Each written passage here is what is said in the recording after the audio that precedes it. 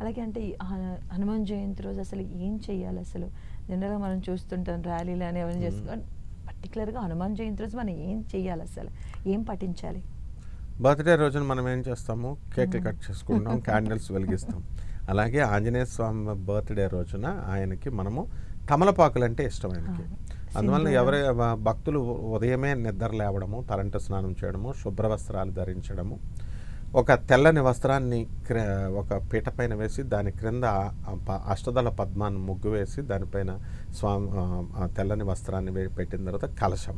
ఆ కలశానికి దారం కట్టి పసుపు కొమ్ము కట్టిన తర్వాత ఈ యొక్క మామిడాకులు కానీ తమలపాకులు కానీ కలశం కింద పెట్టి కొబ్బరికాయ, ఎండు కొబ్బరికాయని కానీ లేదా మామూలు కొబ్బరికాయని కానీ ఎర్రని గుడ్డ కానీ పచ్చని గుడ్డతో మనం స్వామివారికి కలశం పెట్టి అందులో స్వామివారిని మనము ఆవాహనం చేసుకోవాలి.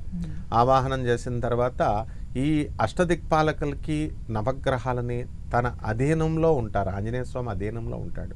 అందరినీ పీడించేటటువంటి శనీశ్వరుడు ఆయన కాళ్ళ కింద తొక్కిపెట్టున్నాడు. ఆ శని, ఏలినాటి శనిని కూడా అందరి మీద చేయగలిగాడు, కానీ ప్రభావం ఆంజనేయ స్వామి దగ్గర ఓడిపోయాడు ఏలినాటి శనీశ్వరుడు. అందువలన శని వరం ఉంది హనుమత్ భక్తులకి మనం ఈ పట్టుకోనని. అందువలన మనకి దానికి ఒక కథ ఉంటుంది, అదొకసారి తప్పకుండా అమ్మా. ఇప్పుడు ఆ శనీశ్వరుడు ఏమని చేస్తాడంటే విష్ణుమూర్తిని పట్టుకుంటాడు, బ్రహ్మదేవుని పట్టుకుంటాడు, ఈశ్వరుని పట్టుకుంటాడు. ఈ సంగతులు తెలిసిందే. అలాగే ఆంజనేయ స్వామి గారి దగ్గరికి వస్తాడు. వచ్చి ముందు ఇన్ఫార్మ్ చేస్తాడు ఎలినట్స్ అని పట్టుకునేటప్పుడు అందరికీ. స్వామి, మీకు ఎలినట్స్ అని టైం వచ్చేసింది స్వామి, నేను మిమ్మల్ని పట్టుకోవాలనుకుంటున్నాను అంటాడు. పట్టుకో అంటాడు ఆంజనేయ స్వామి. రామ్ రామ్ రామ్ అంటూ నిరంతరము రామనామ జపంతో ఆయన శరీరము వజ్ర కఠోరం అంతా అయిపోయిందనమాట. అప్పుడు ఎట్లా పట్టుకుంటాడు ఆ స్వామి శనీశ్వరుడు? తన తల మీదకి ఆవాహనం చేస్తాడు. ఆయనే వచ్చేస్తాడు, శనీశ్వరుడు తలలోనే ఉంటాడు. ఆ తలను పట్టుకుంటే ఆంజనేయ స్వామి ఏం చేస్తాడంటే ఒక పెద్ద బండ ఉంటుంది అక్కడ. ఆ పెద్ద బండను తోకతో తీసి తన తల మీద పెడతాడు. తల మీద పెట్టేసరికి శని తట్టుకోలేకపోతాడు. ఇంకొక బండ తీస్తుంటే నాయన నీకు దండం పెడతా, నన్ను వదిలేసేయి అని చెప్పేసి క్రిందకి వెళ్ళిపోతాడు.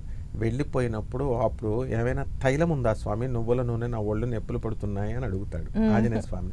అప్పుడు ఆంజనేయ స్వామి ఏమంటాడంటే కలియుగాంతం వరకు కూడా నీకు ఏలినాటి శని దోషం, అర్ధాష్టమ శని, అష్టమ శని, ఏలినాటి శని జరిగేటప్పుడు నువ్వుల నూనె ప్రజలందరూ వచ్చి అభిషేకం చేస్తాం, దాని ద్వారా నీ ఒళ్ళు నొప్పులు తగ్గుతాయి నాయన, అందుకని వెళ్ళు అని చెప్పి ఆశీర్వదించి పంపిస్తాడు. అందువల్ల ఆ శని కూడా ఎవరో కాదు, మళ్ళీ ఈశ్వరుడు అంశే.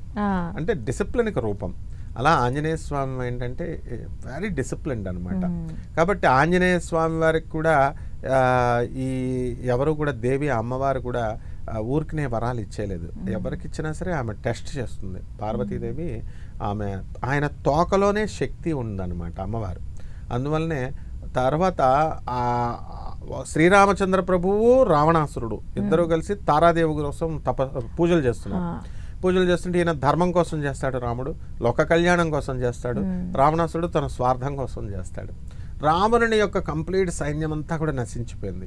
శ్రీరామచంద్ర ప్రభు ఏం చేస్తాడంటే, ఒంటరిగా ఉన్నావు, గాయాలు తగిలిని, రావణ నువ్వు వెళ్ళి రెస్ట్ తీసుకొని రేపు యుద్ధానికి రా అంటాడు. అపార కరుణామయుడు రాముడు.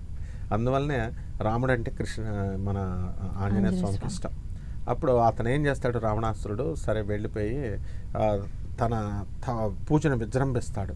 తన 10 చేతుల్ని కట్ చేసేసి అందులో 20 చేతుల్ని కట్ చేసేసి తారాదేవికి అర్పించి ఇక శిరస్సును కూడా అర్పించబోతుంటే అవైదిక అశాస్త్రీయమైనటువంటి పద్ధతుల్లో తారాదేవిని పూజ చేస్తాడు. తారాదేవి వస్తుంది ఏం కావాలని. అప్పుడు అంటాడనమాట, నాకు రాముడి బాణాల నుంచి రక్షణ కావాలి అంటాడు. అప్పుడు ఒక దివ్య రథాన్ని ఇచ్చి అమ్మవారు, నీ వెనక నేను ఉంటాను, ధర్మబద్ధంగా యుద్ధం చేస్తేనే ఉంటాను, లేకపోతే నేను ఉండను అని చెప్పేస్తుంది. ఇక్కడ రాముడి వారు కూడా తారాదేవి పూజ చేస్తున్నారు. పూజ చేస్తుంటే ఏం జరుగుద్ది, ఇక్కడ ఆంజనేయ స్వామి వారిని నీలి కమలాలు తీసుకురమ్మని పంపిస్తారు. అయితే అక్కడ నీలి కమలాలు ఎక్కడుంటాయో కూడా తెలియదు ఆంజనేయ స్వామి వారికి. అప్పుడు ఆ నీలుడు, జాంబవంతుడు వీళ్ళు ఉంటారు కదా, నీలుడు చెప్తాడు వెళ్ళి ఫలానా చోటు ఉంటుంది వెళ్ళి పట్టరమ్మంటే ఆయన హనుమాన్ వెళ్తాడు. అంత దూరం వెళ్ళిన తర్వాత అక్కడ చెరువులో పువ్వులు దొరుకుతాయి. అది తీసి పైకి పట్టుకొద్దాం అనుకుంటుంటే పెకిలించినటువంటి పువ్వులు మళ్ళీ చెరువులో అదృశ్యమైపోయి చెరువులోకి వచ్చేస్తున్నాయి. ఏమిటి మాయా అని చెప్పేసి ఆంజనేయ స్వామి అడిగితే అప్పుడు ఒక యక్షుడు వచ్చి, ఎందుకు నీకు ఈ పువ్వులు అంటే రామకార్యం కోసం అంటాడు. అయితే నువ్వు రామబంటువని నేను అలా నమ్మాలి, కాబట్టి నువ్వు రామచంద్ర ప్రభు యొక్క పాదాల ధూళిని పట్టుకొస్తే నేను ఇస్తానంటే నాకు అంత టైం లేదంటాడు ఈయన. సాయంత్రం ఆ రోజు సాయంత్రం కల్లా ఉద్వాసన చెప్పాలి. అప్పుడు మరి నాకు తెలియదు అయితే నువ్వు తెస్తేనే అంటే అప్పుడు హనుమంతుడు ఏం చేస్తాడు, తను బుద్ధిమతాం వరేణ్యం, బుద్ధిమంతుల్లోకి వెళ్ళా అగ్రగణ్యుడు ఆయన. అందువలన నేను రోజు రామప్రభు యొక్క కాళ్ళకి నమస్కారం పెడుతున్నాను కదా, ఆయన పాద ధూళి నా నుదుటికి తగులుతుందని గుర్తు వచ్చి ఆ నుదుటిని అందులో పెడతాడు. పెట్టగానే అక్కడ ఆ యొక్క యక్షుడు సాటిస్ఫై అవును నువ్వు రామభక్తుడని నమ్ముతున్నానని తీసుకెళ్ళమంటాడు. అప్పుడు పార్వతీదేవి పెట్టిన పరీక్షది. అప్పుడు ఎస్ పాస్డ్ అంటుంది. అలా హనుమంతుడు సూక్ష్మ రూపములో ఆయన తాటకిని చంపినప్పుడు, ఆ తర్వాత మనము ఈ యొక్క లంకిని నోట్లోకి సూక్ష్మ రూపంలో వెళ్ళిపోవడం, బయటికి రావడము, ఇదంతా కూడా మనకి ఐన్స్టీన్ థియరీ ఆఫ్ రిలేటివిటీకి సంబంధించింది.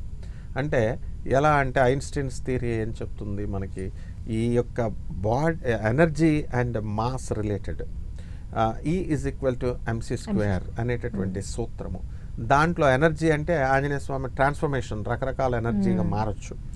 అయితే మాస్క్ ఎట్లా అంటే హనుమంతుడు ఒక స్థూల శరీరంలో ఉన్నాడు, పెద్దగా విరాట్ స్వరూపంలో ఉన్నాడు, పెద్దగా ఉన్నాడు, అది మాస్ అన్నమాట. అయితే దీని నుంచి ఆయన బాడీలో నుంచి సూక్ష్మ రూపం అనేటటువంటిది బయటకు వచ్చేస్తుంది. That is nothing but energy. సూక్ష్మ రూపం ట్రావెల్ అంటే ఎగ్జాక్ట్లీ క్యాపిటల్ E ఎనర్జీ అనమాట ఐన్స్టైన్ సూత్రంలో. అండ్ ఆయన ప్రయాణం చేయాల. ఎలా ప్రయాణం చేస్తాడు ఆయన? కాంతి వేగంతో సమానంగా ప్రయాణం చేస్తాడు. మనస్సు అంత స్పీడ్తో చేస్తాడు. That is nothing but c velocity of light. అందువలన కాంతి వేగము. సో ఈ మూడింటిని చేయాలి. ఇప్పుడు మనం కూడా కాంతి వేగం అంత స్పీడ్తో మనం వెళ్ళొచ్చు, కానీ మన బాడీ తట్టుకోదు. ఎందువలన ఏరోప్లేన్లో మనం కూర్చుని ఒక జస్ట్ 1000 km/h స్పీడ్తోనే వెళ్తేనే మనం భయపడుతున్నాం. సో దానికంటే స్పీడ్ పెంచినప్పుడు మనోవేగం అంటే 3 × 10⁸ m/s².